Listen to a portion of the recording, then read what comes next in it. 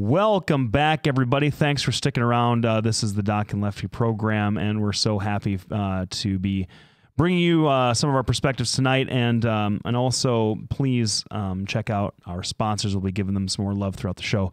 Doc, we're talking about Syria again. We've been talking about Syria, for, like I said in the first segment, for years and years.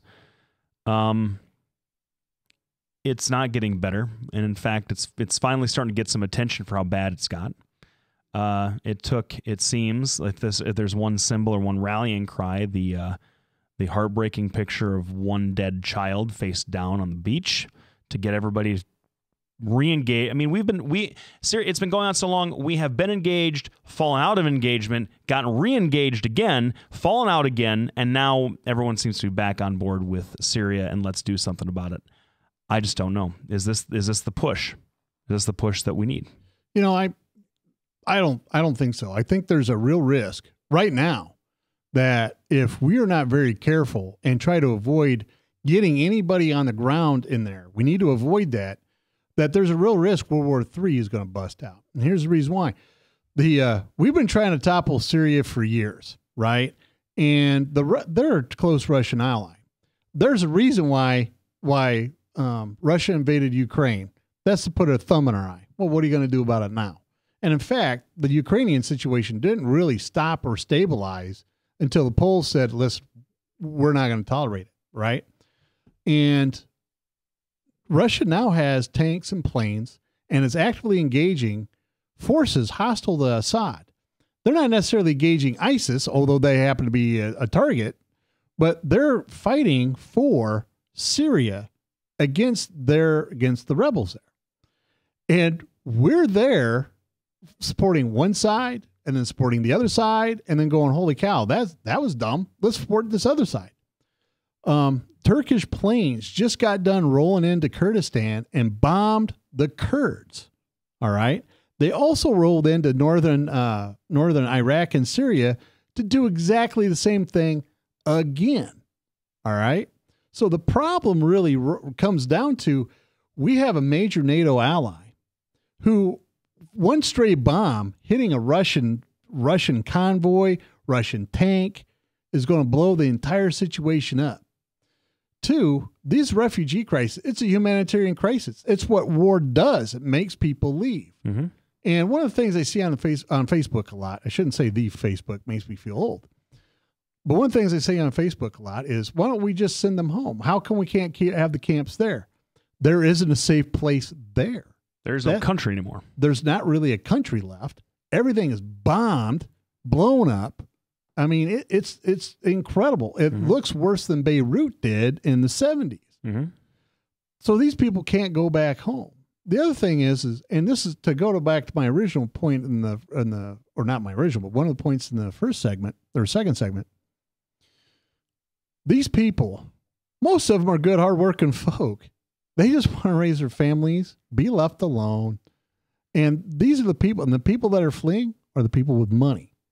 So you have two crises that are going on. One that's happening now, it's a strictly humanitarian crisis. And you also have a crisis in the future because when these people settle down, they're not going to go back. Mm-hmm. Businessmen are leaving. Doctors are leaving. All right. These are people with money that can afford to pay the coyotes to get them somewhere. So they're having an enormous brain drain, and they're having to go conscript people. When ISIS takes over a place, you either convert to their form of Islam and serve in the army, or they slaughter you and sell your women. That's what the reports are. So this is an entire humanitarian crisis. It's finally getting a worldwide attention, but the problem is humans' attention spans are short. Remember back when, Obama came out, 2 years ago, 3 years ago, and said, hold on, and made all of his speeches, and everybody paid attention, and they still had refugees fleeing. Mm-hmm. We still had the refugee crisis, and then the world forgot. We had something else come up. I think it was Ukraine that got out. Something else is going to come up that's going to drag our attention away from that. So, I mean, that's the truth. So what do you think we should do? I mean, what can we do as a bystander? Well, the first thing is, I think I heard from the State Department that they're saying they're going to open up to 10,000 or something, I think is the first initial number. And that's a start of some, as much as you and I are both sort of isolationists a little bit, maybe diet isolationists. We don't love the idea of military intervention or even projecting American power around the world in the same way that the country has sort of been used to over the last 50, 60 years. But I think we both agree that if we're going to call ourselves a moral nation or we're going to extol our moral authority, then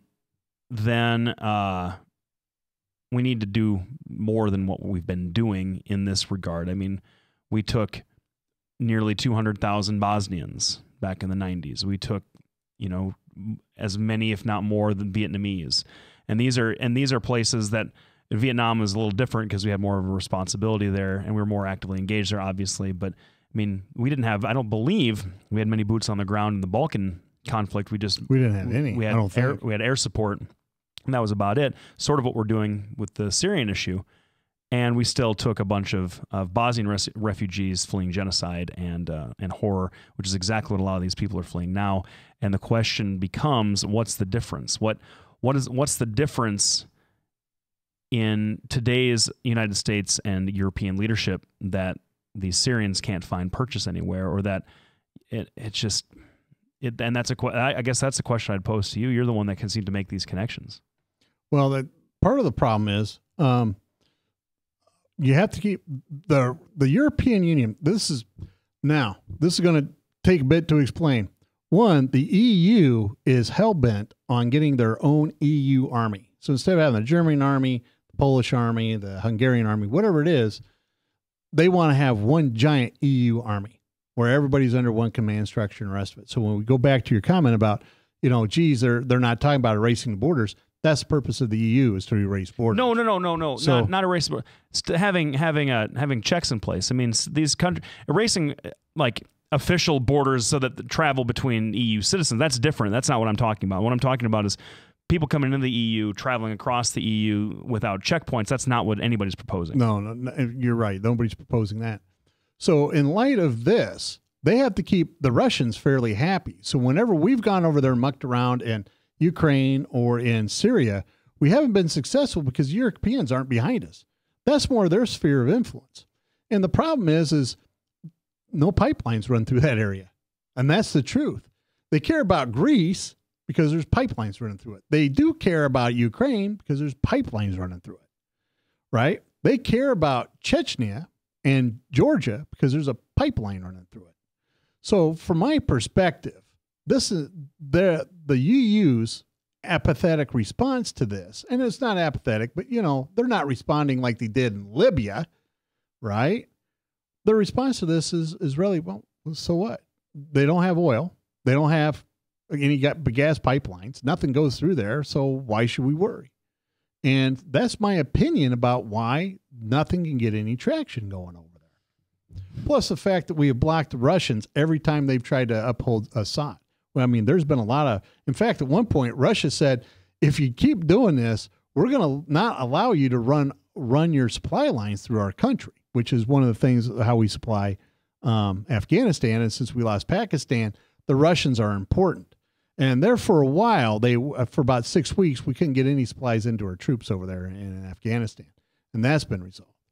So we're going to be back right after this segment. We're going to talk about how come the EU and the U.S. have to take, or why we should even be considering taking any of these refugees. Because this is a Sunni and Shiite problem. How come those Sunni and Shiite countries in the Middle East aren't taking refugees? We'll be back right after the break to discuss that. Thanks, everybody, for tuning in.